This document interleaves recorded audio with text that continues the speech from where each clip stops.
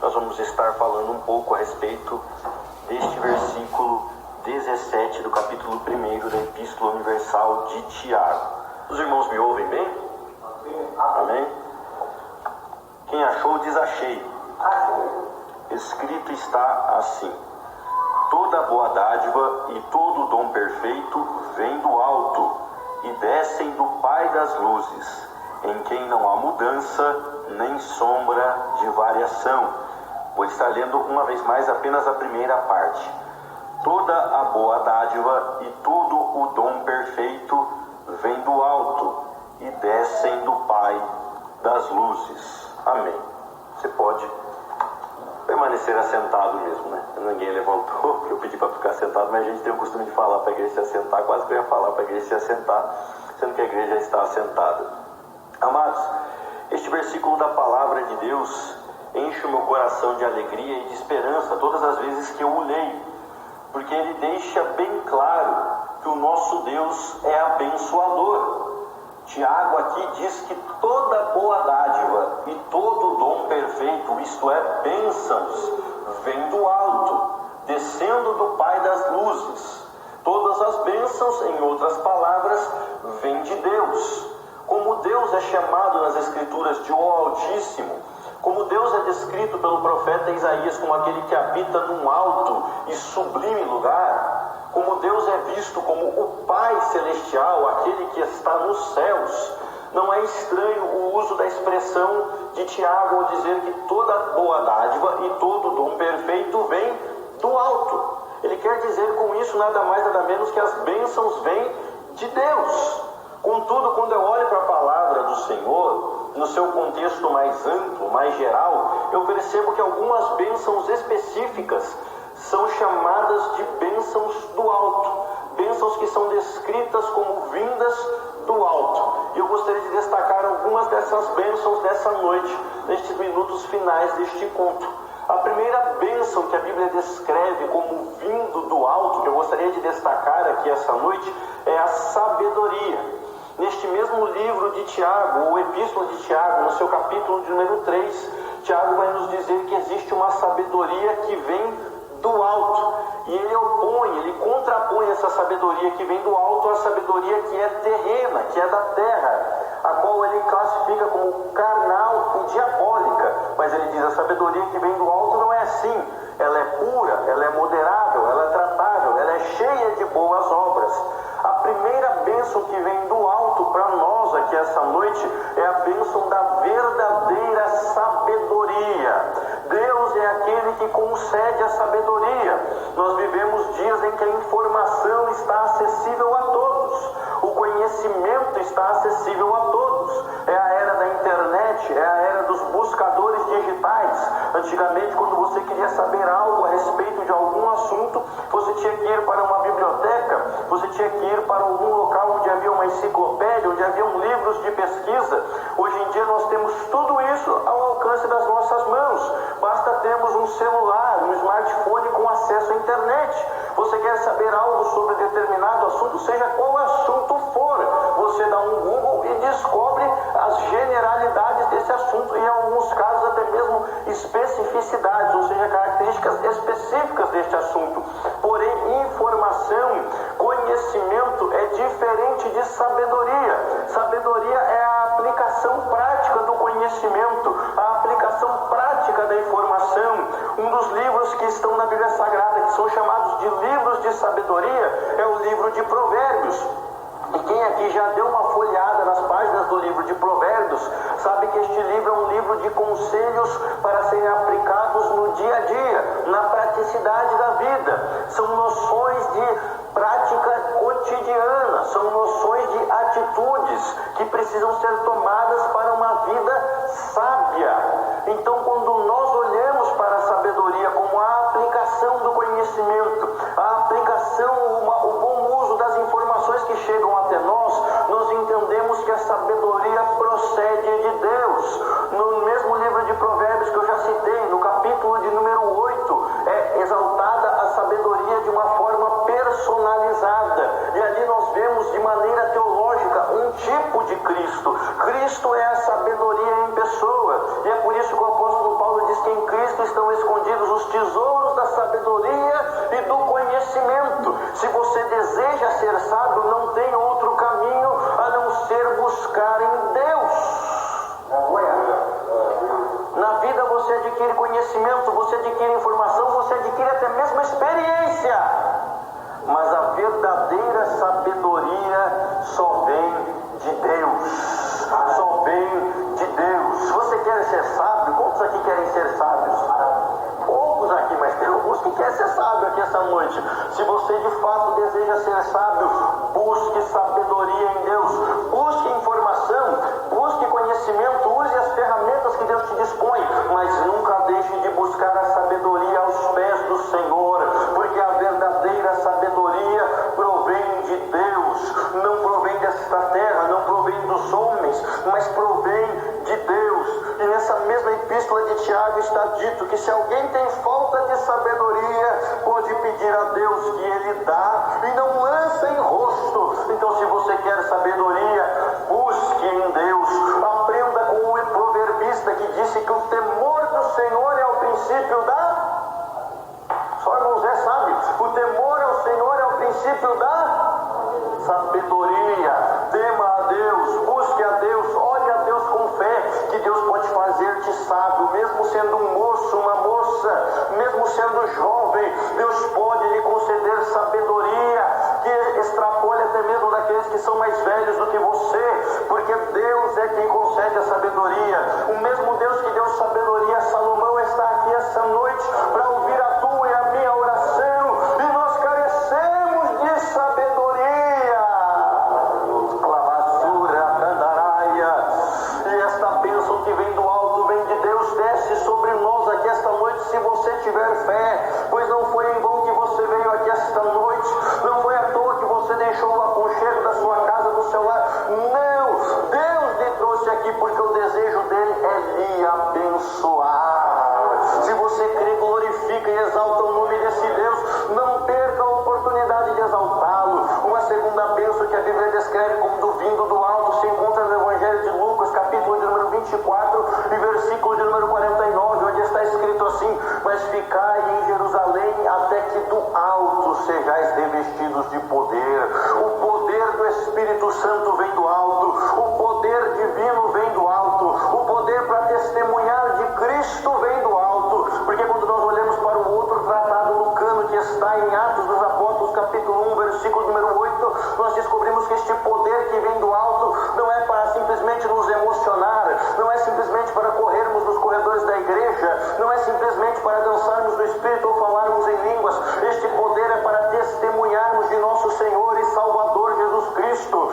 Antes de receber este poder, Pedro se acovardou, Pedro negou a Jesus 3 vezes, Pedro disse que não tinha parte com Jesus, mas depois que recebeu este poder do alto, Pedro se levantou em Pentecostes, pregou publicamente sobre Jesus Cristo e quase 3.000 almas se converteram. Debaixo deste poder, Pedro continuou pregando, e o livro de Atos dos Apóstolos vai nos dizer que no segundo sermão que ele prega, quase 5.000 pessoas se convertem, e eles, não satisfeitos, são presos pelos líderes do Sinédrio, apanham pelo nome de Jesus Cristo, mas quando eles são libertos, você pensa, agora eles vão esmorecer, agora eles vão desistir. Lá no capítulo 4 do livro do Atos dos Apóstolos, eles se reúnem para orar e dizem para Deus: nos dá coragem, Senhor, para continuarmos pregando.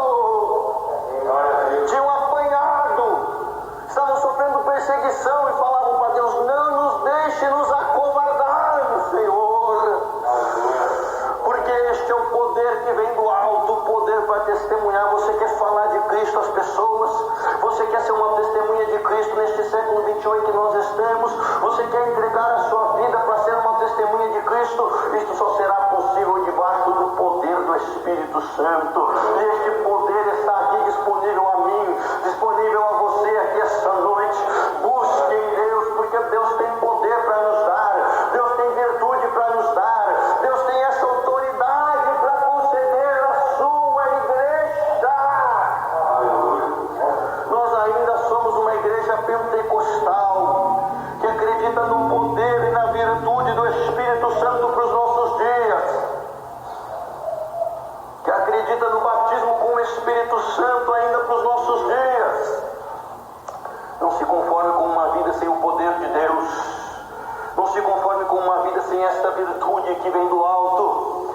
É só Deus quem concede isso. Isso não vem de homens. Muitas pessoas pensam que vem de homens. Se eu for no culto onde está o pregador fulano, se eu for no congresso onde está o pregador ciclano, se eu for na vigília, se eu for no monte, não são homens, não são lugares. É um só quem concede o poder, é Deus. É Deus, vem do alto, vem dele. Se você sinceramente deseja este poder, Deus pode te encher na sua casa, Deus pode te encher no seu trabalho, Deus pode te encher no seu automóvel, Deus pode te encher na rua, caminhando para o mercado ou voltando do mercado. É necessário crer, pedir e buscar este poder que vem do alto.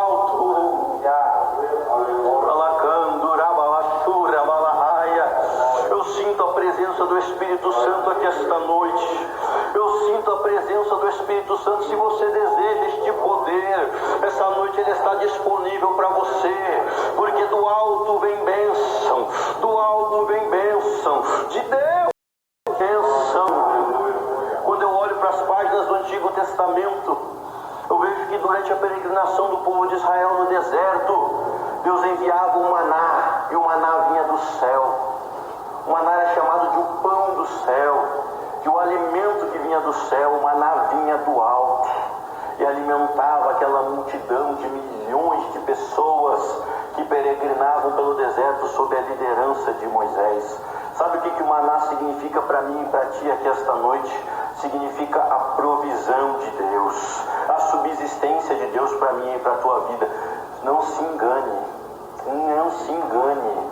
A tua subsistência não vem da força do teu braço, não vem da tua inteligência, não vem simplesmente do trabalho das suas mãos ou do seu trabalho intelectual, não.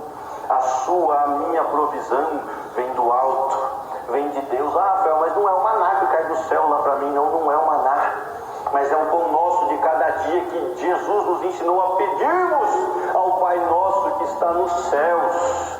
Se não for Deus sustentando a tua vida, você não levanta de manhã.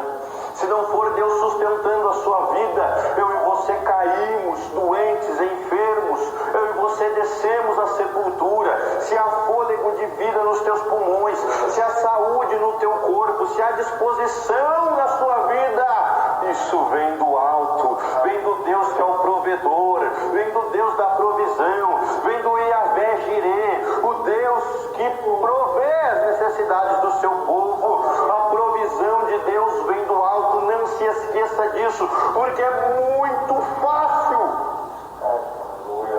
Se tem uma coisa que é fácil, é a gente pensar que o alimento que está na nossa casa, a roupa que está no nosso corpo, o calçado que está no nosso pé, é tudo fruto do nosso esforço, é tudo fruto do nosso trabalho.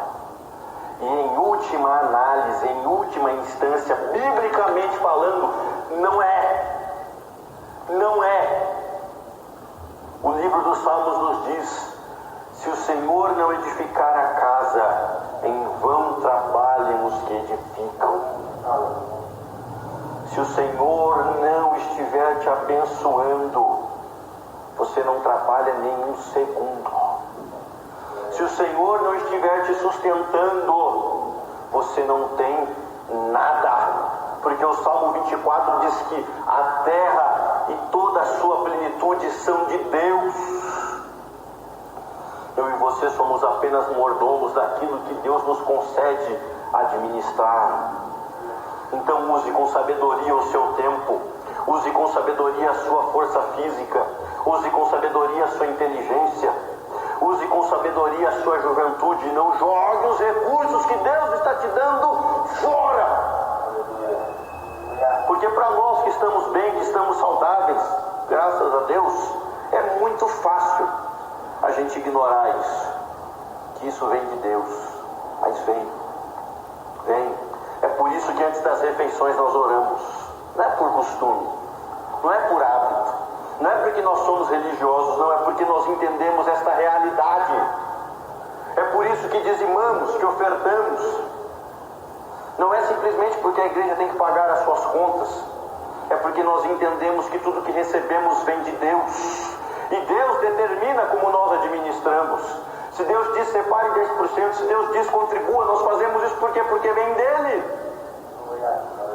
Vem dele. Nós entendemos isso, nós aceitamos isso, nós cremos e portanto praticamos isso. Então, nunca se esqueça de agradecer a Deus pelo pão de cada dia, de pedir a Deus pelo pão de cada dia, de louvar a Deus pelo seu trabalho. O seu trabalho pode não ser aquele que você sonhava, o seu trabalho pode não ser aquele que você idealizava, o seu trabalho pode não ser aquele que você tanto almejava, mas Deus lhe deu ele. Trabalhe como servindo ao Senhor, diz-nos a Bíblia Sagrada na Epístola aos Efésios. Trabalhe como servindo ao Senhor e não aos homens. E a Bíblia dizia isso para escravos. Para escravos. Não para assalariados como nós. Mas o princípio permanece o mesmo. Porque do alto vem esta bênção. Vem de Deus. Vem de Deus. Termino dizendo que do alto também veio o verdadeiro pão do céu. Porque se para nós o maná simboliza a provisão, esse não é o símbolo maior dele. O maná simboliza para nós, principalmente acima de tudo, Jesus Cristo. Pois ele disse aos judeus: vossos pais comeram o maná do deserto e morreram. Eu sou o verdadeiro pão vivo que desceu do céu, para que aqueles que de mim comam tenham vida e vida eterna.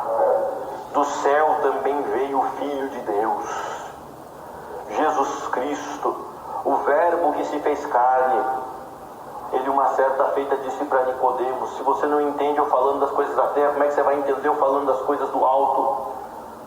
Porque ninguém veio do alto a não ser o Filho do homem que está na terra. Ele veio do alto, ele veio do céu. Para quê? Para nos dar a salvação, para morrer em nosso lugar na cruz do Calvário, para levar sobre o seu corpo as nossas dores, as nossas enfermidades e os nossos pecados. Ele padeceu pelas nossas culpas, mas ele veio do céu, ele veio do alto.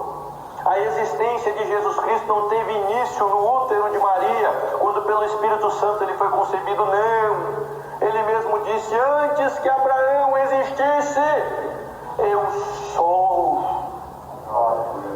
Eu sou. Ele é o eterno Filho de Deus, que se fez homem por amor a mim, por amor a ti. Por isso não é muito que nós estejamos aqui essa noite. Por isso que nós estamos fazendo aqui essa noite é pouquíssimo se comparado com o que ele fez. Porque ele, sendo Deus, na glória com Deus, eternamente com Deus, sempre com Deus, adentrou na história humana, no tempo determinado por Deus, no tempo preparado por Deus. Ele se fez homem, ele se fez carne, ele se fez como um de nós, capaz de suar, capaz de sangrar, capaz de ser ferido, capaz de se entristecer, capaz de sentir fome, capaz de sentir frio, capaz de sentir sede, capaz de ser traído, capaz de ser caluniado, capaz de morrer. E não somente capaz de morrer, ele se entregou, ele deu a sua vida para que hoje eu e você pudéssemos estar aqui, louvando e exaltando o nome dele. Por isso não perca esta oportunidade. Não perca esta oportunidade, porque quando o Filho de Deus se entregou na cruz do Calvário, na eternidade, na presciência, na onisciência, Deus já contemplava a minha e a tua vida aqui esta noite. Deus já sabia da minha e da tua vida aqui esta noite, e era por cada um de nós que Jesus Cristo estava vertendo sangue naquela cruz. Era por cada um de nós que o Filho de Deus que veio do alto, desceu à terra, se pôs entre o céu e a terra naquela cruz, para ser a ligação entre a humanidade perdida, pecadora, caída, e um Deus santo, irado com o pecado. Jesus Cristo abriu os braços na cruz do Calvário para que um dia Deus pudesse nos receber de braços abertos na glória celestial. Então seja grato ao Senhor, seja grato ao Pai das luzes, porque do alto vem toda a boa dádiva, vem todo o dom perfeito. Eu não sei o que você precisa aqui esta noite, eu não sei qual é a sua dor, qual é o seu sofrimento, quais são os motivos da sua oração, eu não sei, mas eu sei de uma coisa e disso eu tenho absoluta certeza: tudo aquilo que você precisa, você encontra em Deus. Tudo aquilo que você precisa está em Deus. Por isso não se furte a clamar, a pedir ao